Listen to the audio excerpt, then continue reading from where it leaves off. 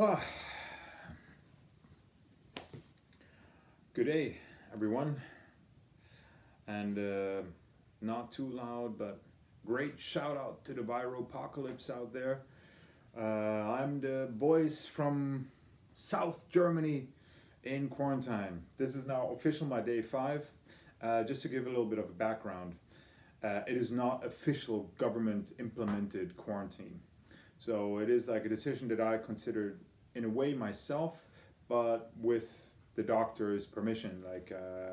Since I had contact with my parents, let's say my mom, had contact with someone in the house who was later on tested positive. And my mom is starting to show first symptoms, so I'm very concerned. I really am very concerned about that. But she says it's just a normal cold, and it's going to be like, what's it? We don't know. So I'm kind of assuming that I'm going to show the first symptoms in the next few days. So maybe start to get a sore throat or something, and then hopefully fall into this slight sickness, and then overall I'm going to document everything, all the symptoms from start to end. So this is just like, and it's been like about, since I had contact with my mom, exactly 7 days. So from now I would still have like another 7 days, but in the meantime there's so many people out there, I have to go out with my dog. So that also poses some threat to a certain degree, being exposed to, because where I live, not in this village or in this little small town, but this area, Elsass and surroundings, is considered a high risk area. So that sucks, but it is how it is. We cannot change that, right? And to that topic, I wanted to read something from the philosopher Epictetus, from the book Enchiridion, or Enchiridion, I don't know, Enchiridion, whatever you want to call it. All right, here we go. You can be invincible if you enter into the contest in which it is not in your power to conquer. Take care, then, when you observe a man honored before others, or possesses of great power, or high esteemed for any reason, not to suppose him happy, and be not carried away by his appearance. For it is the nature of the good in your power. Neither envy or jealousy will have place in us, but you yourself will not wish to be a general, or senator, or a consul, but a free man, and there is only one way to this: to despise, care not for, the things which are not in your power. I thought that is very good, in a way that we should let the things go from our mind that we cannot influence. We don't have an influence on a direct influence how fast this virus will spread, but we can have an influence on how we act today, preemptively, proactively, the 3 P's, So that's what I do on a daily basis. It's like becoming a meditation. I went to the forest today. The forest is literally this way up, and the lake, or I always call it a lake, but it's the river is exactly like, let's say, 100 meters from here. So I'm surrounded by a very good thing, but also have a disadvantage when it comes to like how to plan an exit strategy. But I'm going to figure something out. We'll buy a card in the next few days just in case shit gets a little crazy or a little hot, but I don't think so. Germany, when it comes to that, is, I would say, very hardline and cool-headed, and they stick together and they just follow through. I mean, it has some good to have such a mentality at times, and I hope in this time it is very good, because we are experiencing something, our generation is, for at least, that hasn't been experienced in this magnitude for over 100 years, since the influenza. And I'm afraid it will take this thing,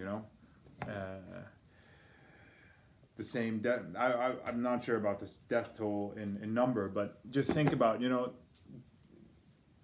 all these, how do you call it? Now I don't know the English word. Please bear with me. English is not my native language. We're all the hospitals. So you have all the hospitals full, So you want to kind of take stress away from the hospitals. So, and by doing that, I would consider being a good option to kind of also have a social distance, respect the distance, even if the people think it's awkward at first. But in the long run, it will also help because it will limit the spread to a certain degree. Of course, you cannot guarantee that there won't be a spread, but at least you limit it, you know. And goddamn here. So I would consider that being something good. Social distancing and community contact is what I now read the most observed thing. So you lose control of where the contact happened because you just could be walking by with a dog, me for example, and I went to the forest today, and I kind of had like this, I don't know if it's like a sentimental moment with the forest, but you know, it's kind of ironic that the world is getting infected by a lung disease, and we are at the same time harvesting the forests, but don't even take the time to go to the forest and actually breathe in what they breathe out, so that we have like an exchange in the forest. So it was kind of, you know, like maybe it's some kind of weird hippie nonsense, I don't know, but it gave me at least a lot of comfort. And I think having comfort in these days and upcoming days, because this will get a rough ride, guys. Like I have the feeling we're gonna be like in, you know, these little boats. We're gonna be in these little boats with a few people, basically everybody by themselves, in a fucking hell of a storm, you know. And hey, man, there are gonna be casualties. That's without a doubt. But if we stick together, not literally, but you know, preemptively, we can. Kind of manage this, you know. Humanity went through much worse, you know, and to be honest, you know, we are so in a weird position. We are basically, what the virus is doing to us, we're basically doing ourselves. So it's a kind of a karma virus, you know. It kind of balances everything out again, because you know, death is it's unavoidable. Eventually we all get struck down by it, and it's bad, you know, like if you lose loved ones, family, my dog, and it's fucking heartbreaking just the thought of it, but it's just part of life. And now it's all concentrated on one segment. You know, it's insane if you come to think about it. But I didn't want to get too philosophical. I think I'm not quite sure. Well, why I'm telling this about Epictetus, because it ties into the mental state of prepping. Because preparing, everybody has these doomsday preppers kind of guys that go to bunkers and then lock themselves in and kind of, you know, are there for eternity and whatever, you know. If hell breaks out on the streets, you gotta also check where you are, you know, like what are your surroundings, what are your options. Always have an exit strategy. Always consider difficulties with traffic, whatever. So I always consider a bike being in a situation like this way better. Also go with a light bag, not like fucking heavy gear, you know. I used to prep on several things, and a few of my friends, you know, from back in the days, what they would take with them, I was so surprised, but I would be part of that, you know, like get all this fancy gear, tons and tons and tons and tons.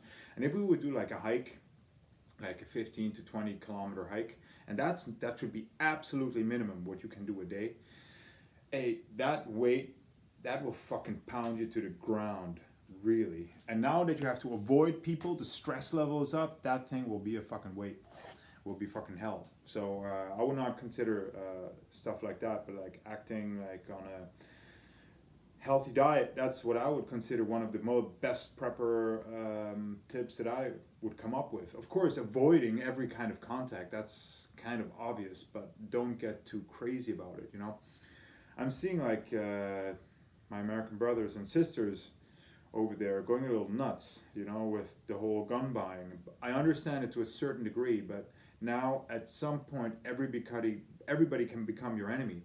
So making alliances right now, I would think, is also something not too bad, but don't go haywire, man. Like, it's not, I would not consider being healthy to sit at home with tons of guns around you and ready to rock and roll, and this virus just literally slips through everything and can get you, you know. So we cannot hide. So that's clear. So we got that point. We cannot hide. We can maybe outrun it for a while. So it's basically accepting. That's why I said it. You know, the Epictetus part from Enchiridion.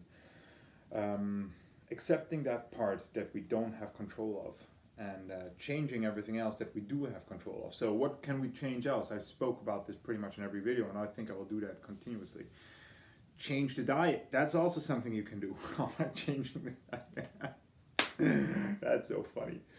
Well, you know, also physical training, breathing techniques, that will all help, because right now this disease is a respiratory disease. I hope I got that word right.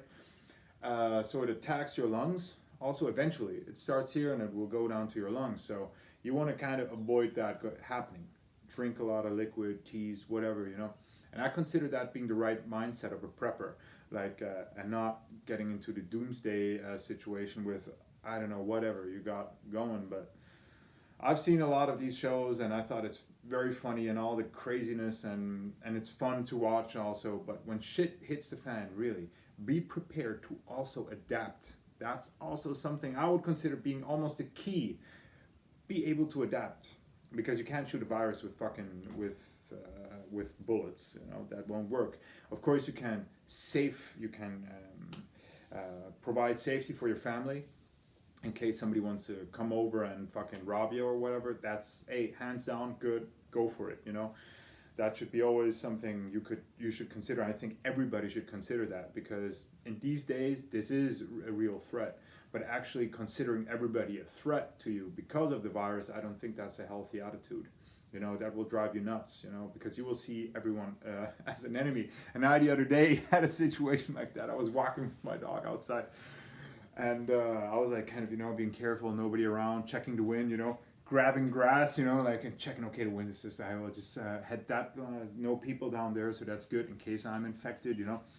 So I'm doing my thing, and then all of a sudden these kids come up, and I'm like, no, fuck, and hey, little dog, come here, dog, play with us. And I'm like, fuck, kids are the main carriers and they don't show symptoms. No, run away. I was running away like they're fucking toxic, you know. And then at home I was like, God damn it, man, like, this shit is getting way out of control for me, you know, like I'm going nuts about it. So I have to calm down. So I just started reading philosophical works, you know, Socrates, Plato, Epictetus, so that's good. But also, like, what I would consider something very good, just for you guys who live in big cities, the SAS Survival Guide. It just provides basic insight. I will not say that you can rely on with your life, but it has very, very good information in it. And yeah, something I would consider being good. So yeah, I hope you enjoyed my video. I'm doing good. My dog is doing good. We're rationing foods now. We're embracing the hunger, and that's good for the diet, you know. So it's kind of thing that we're doing now together a little bit, you know. And power the dog out every once in a while. Go out to the forest, like I said today, and it was very good. So yeah, I hope you guys have fun listening to my daily routines, and I have to get a hang of it, how to edit this shit, because yeah, I would like to show you guys what I'm doing here, you know, because I'm transforming the apartment into like some makeshift bunker. And I consider that being very funny, you know. It's just like also a fun thing to do. And yeah, I also make weapons myself, so maybe I'll hook you up with some ideas, and hope you will tune in soon. Thank you very much. Namaste, whatever. Take care. Bye bye. Au revoir.